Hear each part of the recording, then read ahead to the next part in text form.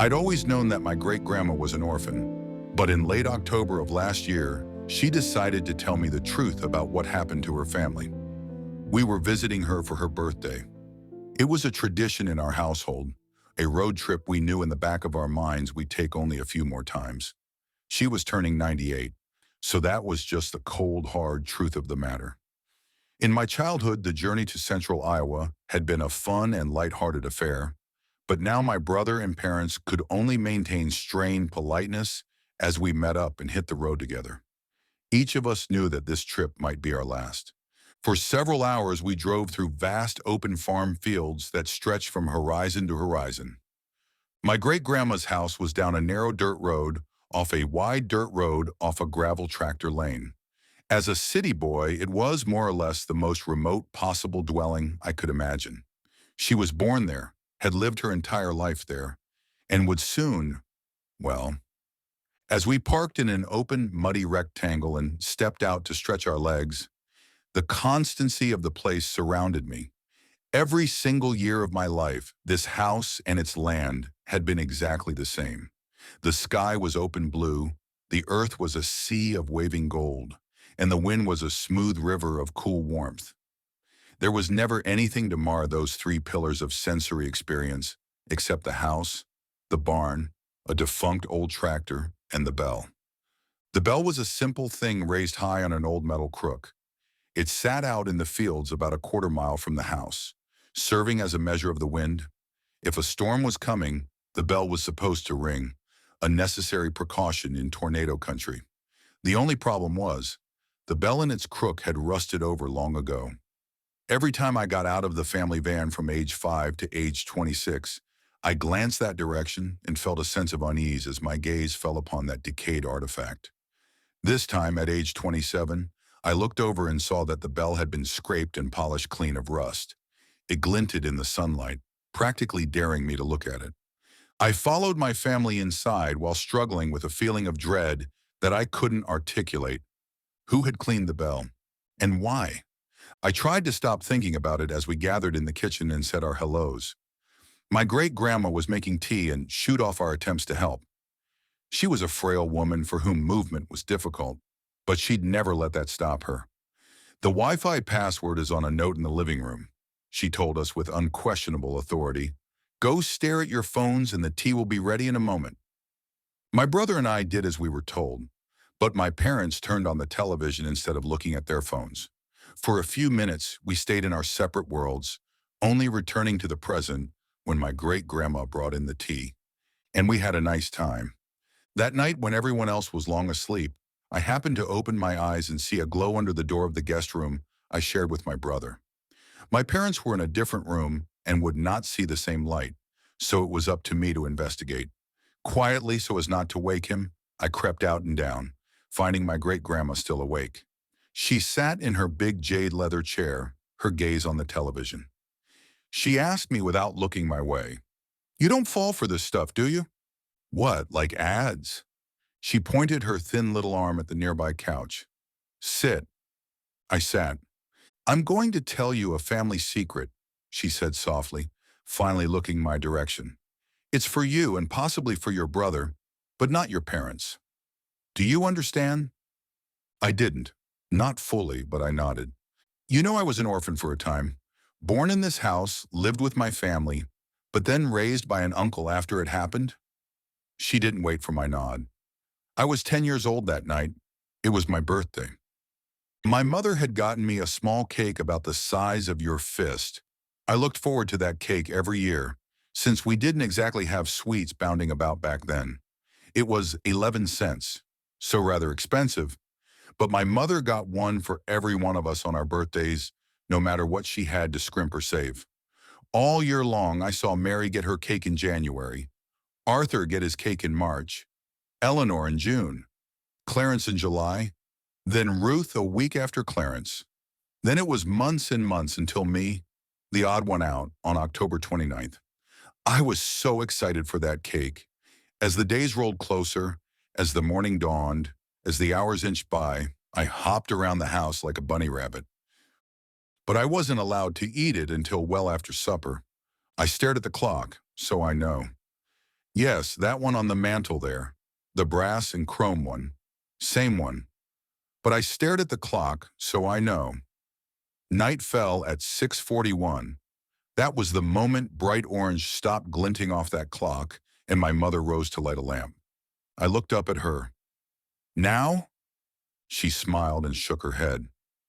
My brothers and sisters complained in a chorus in support of me, but she just shook her head at them. Too soon, and she'll ruin her supper. Father came in from the fields not long after that, dirty and tired as all get out. He ate in silence while we chattered endlessly about what type of cake it would be. Under the frosting, who knew? It might be raspberry, vanilla, or even chocolate. We grew silent as Father neared the cleaning of his plate, an event which would mark the end of supper. 4 pieces of meat and bread remained, then 3, then 2. Any moment now. He stopped at the last piece, holding it unmoving above the remaining dollop of gravy. We turned our heads. It was the bell. The bell was ringing out in the fields. Father grunted, then put the last piece of his food back on his plate before rising. He opened the front door. We braced ourselves for the wind, but none came. He spat on and held up a finger to the night air, then shook his head. He moved back into our lamplight and sat. Arthur asked, "Is it going to storm?" Mary asked, "Is there going to be a tornado?" My mother shook her head, smiled at us, and told us not to worry. No wind meant no storm, but that bell kept ringing. My father dipped his last piece of food in the gravy and prepared to eat it despite the constantly ringing bell, but then sighed and put it back down. He motioned to Clarence. Clarence was the oldest, so he understood.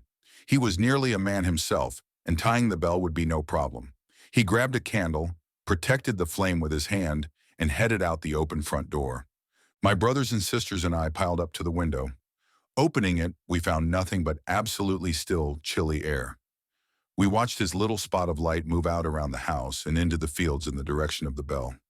The clanging metallic sound stopped finally, and the candle's little flame hovered next to it for a solid minute. "Why is he taking so long to tie it?" Ruth asked. Eleanor suggested, "Maybe he's having trouble making a knot." Knots are tough. We watched for another minute or two before, and I know how this sounds. The little flame in the distance began to rise, slowly, smoothly, straight up. We followed it with our eyes, exclaiming the entire time, as it moved out of sight beyond the roof overhang. The bell began ringing again. "His knot must have come loose," Arthur said. Our parents came to look at our insistence, but there was nothing to see by then. Father motioned to Arthur. Happy to help out, Arthur grabbed a full lamp rather than a candle. He hurried out the front door, around the house, and into the fields while we watched from the window. The lamp was easier to see, and we were absolutely certain he reached the crook. As the lamplight hovered there, the bell stopped ringing. At that point, we had no reason to think anything was amiss. Maybe the wind had just blown a wisp of burning candle string up into the sky, and Clarence had gotten lost in the dark. He would see the lamplight, find Arthur, and they would both come back. The rising little flame we'd seen had just been a fluke. Only problem was, staring out into the autumn night, we still felt no wind at all. We stared at that unmoving light for a strangely long period of time. What was he doing out there? Was he calling for his brother? Why couldn't we hear him, if so? Our parents looked away for a moment, and in that instant, the lamp went out. We children bleated, but by the time they glanced back, there was nothing to see. There was only darkness. The bell began ringing again. My father began grumbling, but there were no more sons to send outside. He narrowed his eyes with thought, then handed Ruth, the oldest girl among us, our main lamp. Our mother laughed. "Ruth, be a dear and go find your silly brothers." Ruth was a little hesitant, but she accepted the lamp. Leaving us in darkness without it, she headed out around the house and into the fields. This lamp was brighter, and we could actually see her carrying hand in her white pajamas in a small lit halo. On the way there, she regularly called out, "Clarence, Arthur, you two lost?" About halfway to where the other 2 lights had stopped, her calls went instantly silent mid-sentence. "Clarence! Arth!" It wasn't that she'd given up yelling, The sound reaching us had simply stopped completely. We could still see her carrying the lamp, still see her hand in pajamas, still see her turning this way and that. She even raised the house lamp near her face, and we saw her shouting into the darkness. We just didn't hear anything. Nothing except that constantly clanging bell, growing faster in pace and louder in urgency. Mary, Eleanor, and I looked up at our parents with fearful gazes. My father shook his head, speaking for the first time that night. So there's wind out there after all. The air is like a river inside an ocean. It's moving fast out there, carrying her voice away. But we can't feel it here. My mother seemed worried, but she nodded and accepted that. We saw her accepting it, so we gulped and believed it too. We all glued our eyes to that open window. Ruth reached the bell, and in that stronger light, it entered our view unmoving at the exact same time we heard it stop ringing. Ruth looked this way and that, clearly concerned. She seemed to silently yell a time or two before moving closer to the motionless bell.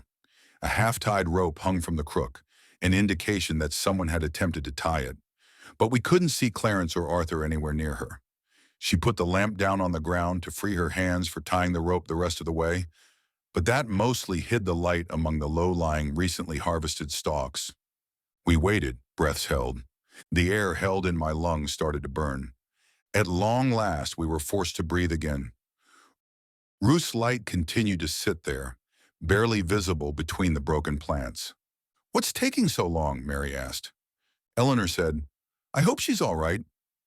Father told us, "She's fine. Damn kids are just playing a game with us." Our mother nodded in agreement. "Eleanor, go fetch your sister, will you?" Eleanor shook her head. "No way, it's scary out there." "It's just a game. You're not playing a game with us too, are you?" "No," Eleanor gulped. "Then go get your sister and brothers. Tell them to come back in."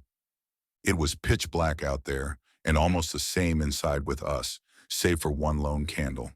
Trembling, Eleanor took our last candle and crept out into the night, scooting along the side of the house to stay as close to us as possible. Shakily, she called, "Ruth? Arthur? Clarence? This isn't funny anymore." Now it was we who sat in the dark.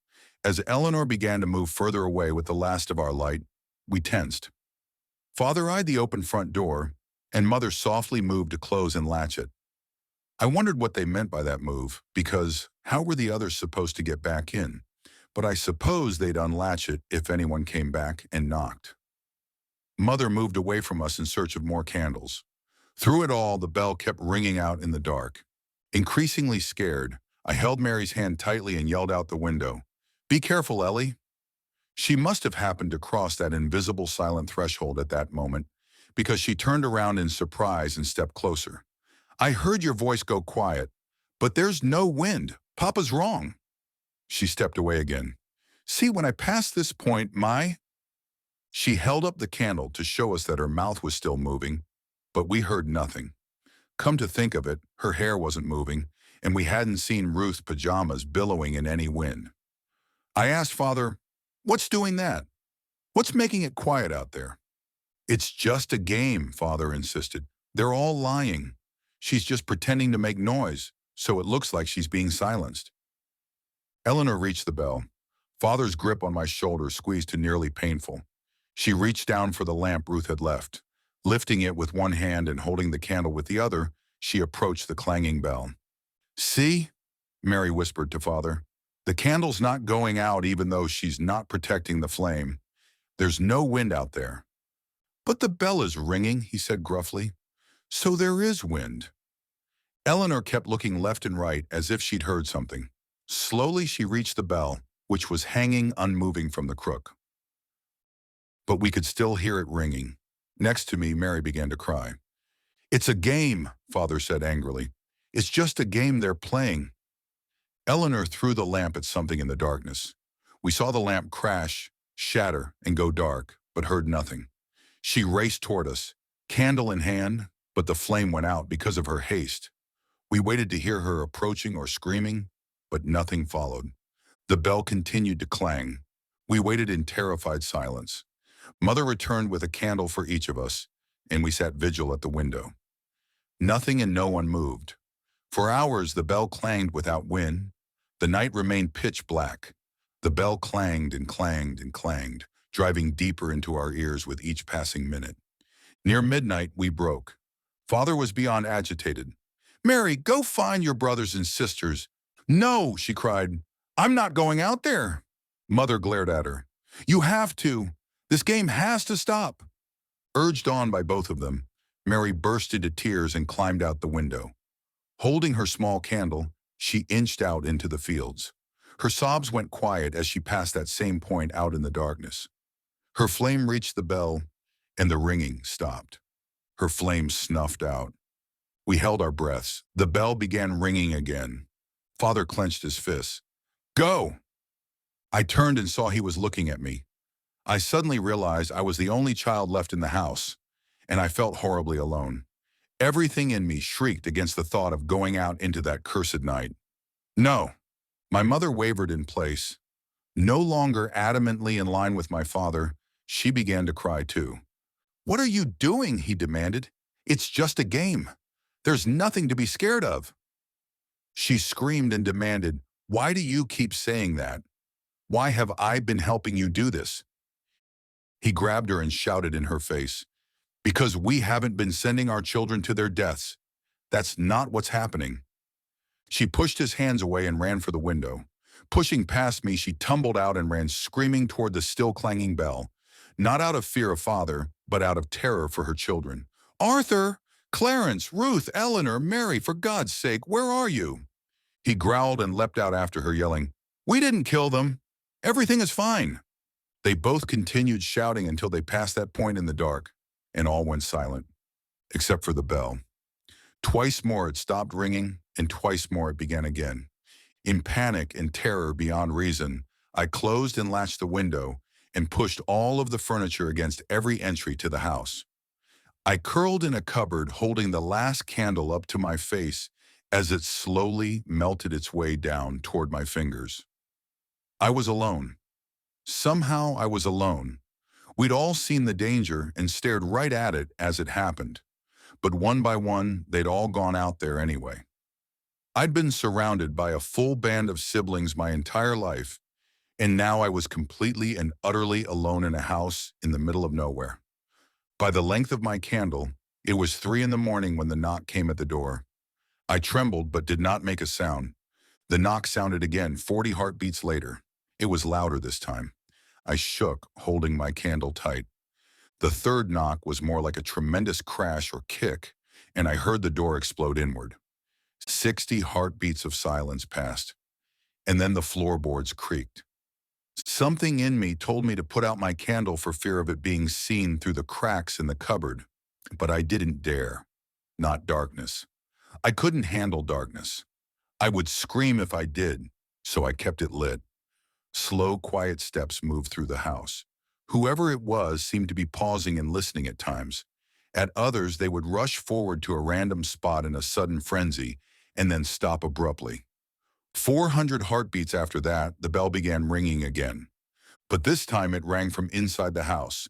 It rang from the kitchen. It rang from near the bed. It rang outside my cupboard. Clang! 10 feet away. Clang! 5 feet away. Clang! Right up against the cupboard door. And then it opened. I sat expectantly, mouth open and eyes wide, as I waited for my great-grandmother to continue. After a bit, I realized that was it. "But what did you see?" She shook her head. "That's not the point. I'm here, so obviously I survived, and a young man like you doesn't need to know what horrors walk this world outside the paved cities of man." Gulping, I asked, "You're not just pulling my leg? This really happened?" "Yes." Her gaze went distant by television light. "But here's what I want to tell you, and what you should tell your brother. The thing that opened that cupboard door and stared at me from the dark, the thing that hoped to wait out my candle before the coming of dawn, had a bell tied to one of its teeth with a blood-soaked rag, such that it would clang when its mouth was opened for hunting. Somehow, some way, some heroic poor soul managed to tie a warning bell to that thing before they died. We heard that warning bell all night long, and yet my entire family walked out there one by one. We didn't listen because we didn't want to listen. My father knew what he was doing halfway through, but he didn't want to accept what he'd already done, so he did even worse to continue living the lie. I narrowed my eyes. "What are you saying?" She grabbed my hand briefly. "Fear will tell you to put your candle out, but your head will tell you to keep it lit. Don't give in to fear. You keep it lit, you'll get through this." Turning my head, I became aware of a sound in the distance. Is that the bell? I was so caught up I didn't notice. How long has that been ringing?" She just clenched her fist and turned back to the television.